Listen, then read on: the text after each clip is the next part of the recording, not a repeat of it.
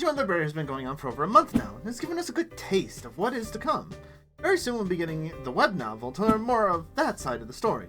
While we lovers of Digimon stories have been fairly hungry lately, I want to dive a bit into Liberator to talk to you about what has been going on with it, what all it has been released so far, and what there is personally that I find good and what I find troubling so far about Digimon Liberator.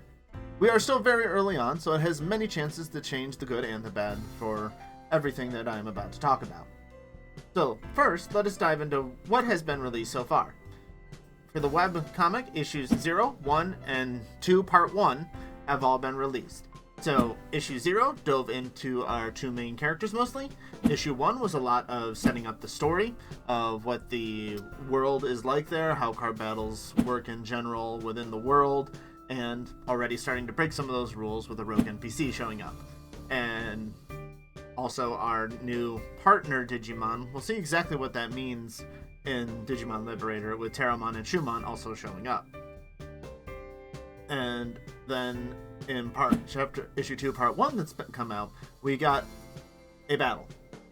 That was a lot of what this entire part was about. It was about the battle with the rogue NPC. Sure, Terramon raised some questions, did a lot of talking, so we got to meet Terramon quite a bit and learn what he's about, but it was a lot of a single card battle.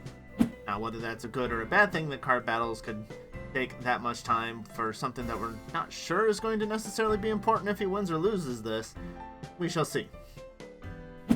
The web novel is coming very soon. If you're watching this at day of release, it will be coming tomorrow, May 22nd.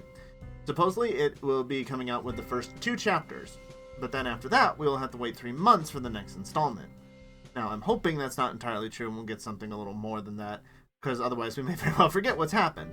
But the web novel is coming, and it's a side story that will have completely different characters to it, and will run side by side. So just like here in the webcomic that we got a couple of cameos from the web novel characters, you may expect to at least hear some of their events or cameos from some of these characters as well in the crossover. The web novel side will be taking place with a whole new set of characters, a bunch of who work for the debug team, and our main characters are working with them, side by side with them. I don't believe they're actually a part of the team, they are just brought in to help work with them in order to help figure out what is going on and the problems with the world. They'll be more on the deep, knowledgeable side of things in the background, instead of being fully immersed in the world, so it seems, which could be a rather cool counterbalance to it. And the other thing that has come out is, if you go to their website under column, there are these tips, number 1 and 2 so far. Number 1 did a great job of world building, where it talked about the world of Lacuna, how it's split into all these different regions, each is very different, and there's an EGG egg at the very center that something is supposedly inside, and it's raising the questions of why are the Digimon in cards? Why are these androids here? The character that you would be playing in the game is supposedly someone who's from a dying world and is coming here in order to see if this is a place that they could live. And just very interesting things that build up the world very nicely. And issue tip 2 that came out is the one that built out all the different NPCs. The ones you would battle, the ones you could do quizzes, the ones that would answer questions, the ones that guide you. Named NPCs that are crucial to the main scenario or main quest line of the story that would actually let you progress through this, like an MMO per se. And just very beautiful world building from this, giving us images that still, they look like Mr. Nabbit. I mean, I know this probably has nothing to do with Cyber Sleuth and Hacker's memory, but that is definitely an homage to him, if nothing else. So, that is what has come out. So, what are some of the good and some of the bad that I've seen so far from Digimon Liberator that I think is something that we'll need to look into and be mindful of moving forward? I do want to say up front, I am enjoying Liberator. I think it is a good start. But I also thought Ghost Game was a good start, and then absolutely gave us nothing for 50 plus episodes. So, this is early on. Take everything you hear with a grain of salt. Everything is subject to change as we get more. So, as I stated, one of the first pros that I say it has done an amazing job of is world building. Give us this video game right now. You have set up everything that you need in order to make this into something more. You have set up the world, you have set up everything within it that makes logical sense to be this game.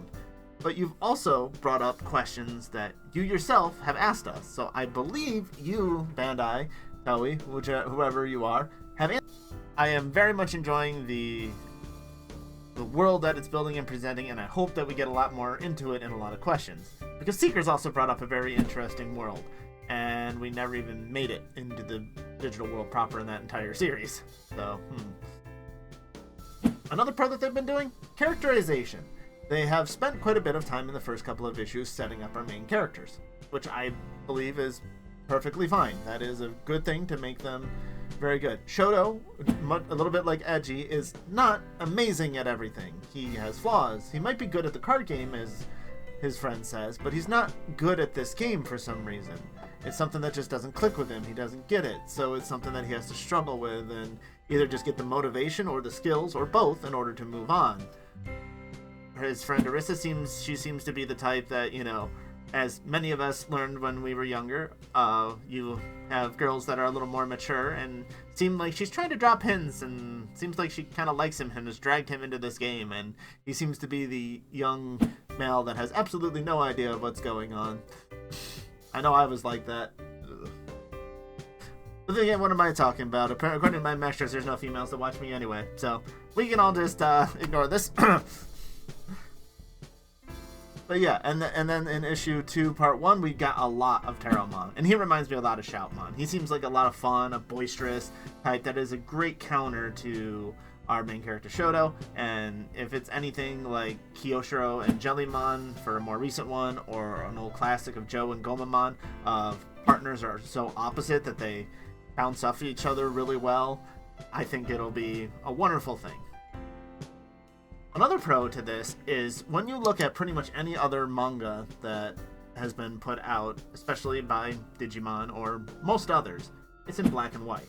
You look through V-Tamer, you look through Dreamers that came out recently, pretty much all of it is in black and white. But Liberator is not, at all. All of it has been color. And it has a bit of an interesting format. I didn't really put that on a pro or con kind of thing just because of the way it's presented. It's obviously optimized to be viewed here on a phone, but you can definitely view it otherwise.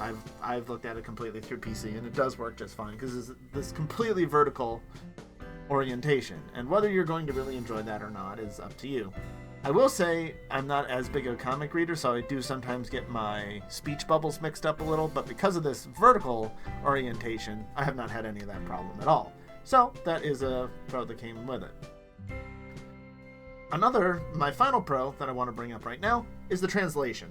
I have not encountered a single issue in the translation of the comic or the tips that have come up.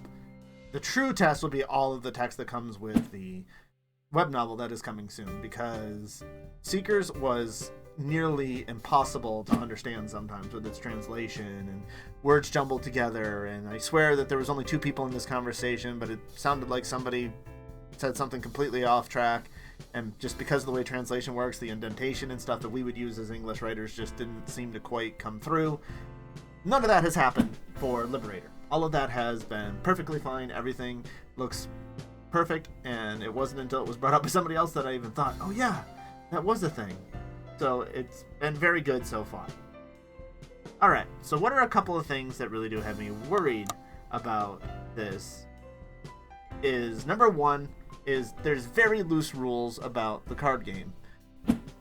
Sure, in the initial card game they followed the rules pretty well to do the sample battle between the 2 main characters, but immediately after that we're completely changing what's going on. We're completely changing rules. We're using keywords that don't exist, or at least haven't been published yet. And things like that, that if you're trying to use this as an introduction to people to the card game, could be problematic. Now, I know some of you might be thinking, oh, like Yu-Gi-Oh! The first season was absolutely, completely nonsense with the rules. Yes, this is true. I think the difference between that is nobody that I knew at least, I'm sure there were some people out there, but very few people knew the rules of Yu-Gi-Oh! When it first came out. And it was the anime that pulled them in to start playing the card game. Where, in this case, the card game has been out for 4 years now, or nearly that, and it has a lot of people who know the rules. And now, flipping that, is that going to be a problem for people who know the rules, who know the inherited skills that haven't even come up? and things such as that have been glossed over so far. I'm okay with it because I think doing every little thing would bog it down even more and kill pacing, which is another issue that I possibly have so far, is with the release schedule coming out, supposedly it will only be 2 weeks before the next one instead of 3 weeks that it was for this one. But are people going to be willing to wait over a month for a single battle to take place? Especially one that just popped out of nowhere and we don't know if it has any real implications on the plot. I mean, if it does, then I'll be a little more acceptable of it, but that definitely makes it a little more difficult to digest. Because I know pacing was all over the place. In Chapter 2 of Seekers, it was really fast and everything was happening. And then Chapter 3, absolutely nothing happened. And then Chapter 4, he went to Ultimate and Mega within 2 hours of in-world time. Why? What happened? So, I am just hoping that they don't get bogged down too much in these card battles that take a long time, unless it is to build up other things. Which, because Terramon's doing some talking, there is some other things happening during this. And my biggest concern for the novel side is if there truly is a 3-month wait time.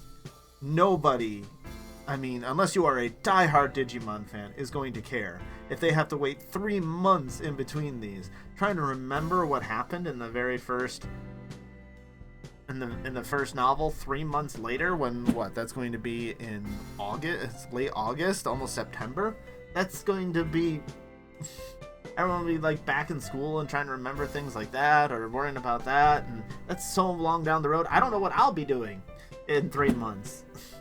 It just seems like such a long time that I hope that the novel makes a strong enough appeal in its first couple chapters that it's not just kind of dead on arrival. But that is my thoughts about Digimon Liberator. I feel that it has promise. I am enjoying it so far, but I'm already starting to see some things that could become issues if they don't look into it and ensure that it just be interesting, fun, deep in thought. Just give it some kind of theme. I have a feeling that these two different stories will be fairly different to each other, and maybe just between that'll give them the different flexibility to give us something new, fun, and exciting. Because, boy, it's been a long time since I've been really excited and loved a Digimon story. But thank you all for stopping in and listening to me ramble about Liberator. I hope you've been enjoying it and will enjoy the novel coming out soon. Remember to like, comment, and subscribe to let me know that you enjoyed and to tell YouTube that I don't completely suck. And until the next one, take care, everybody. Bye-bye.